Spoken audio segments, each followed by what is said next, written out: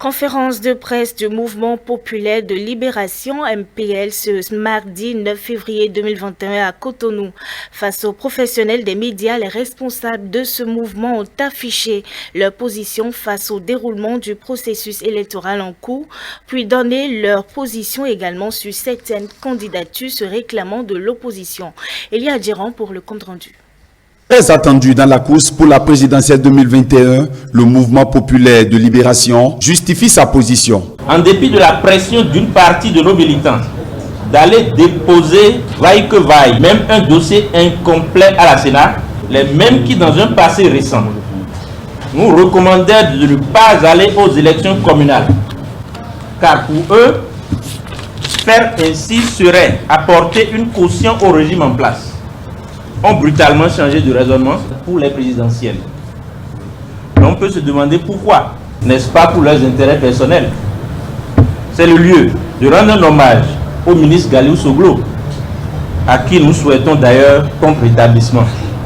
Le seul qui est resté cohérent envers lui-même en déposant son dossier sans colistier, sans parrainage. Nous vous avons évité l'humiliation d'aller déposer un dossier incomplet.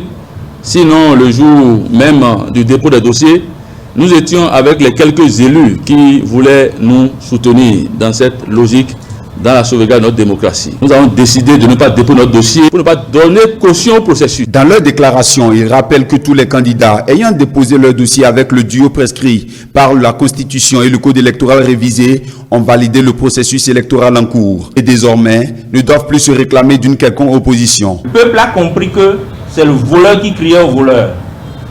Le mouvement populaire de libération n'est pas un parti de compromission.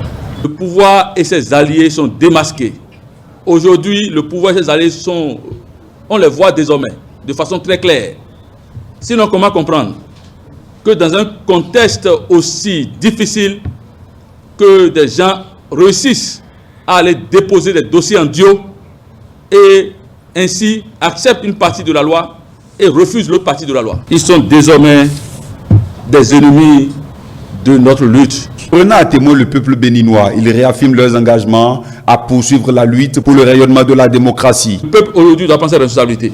Et le mouvement populaire de libération tend ses bras à toutes ces femmes, à tous ces hommes, à tous ces jeunes gens épris de paix et de justice pour qu'enfin nous fassions la lutte. C'est un nouvel envol entre les responsables du parti et les militants à la base.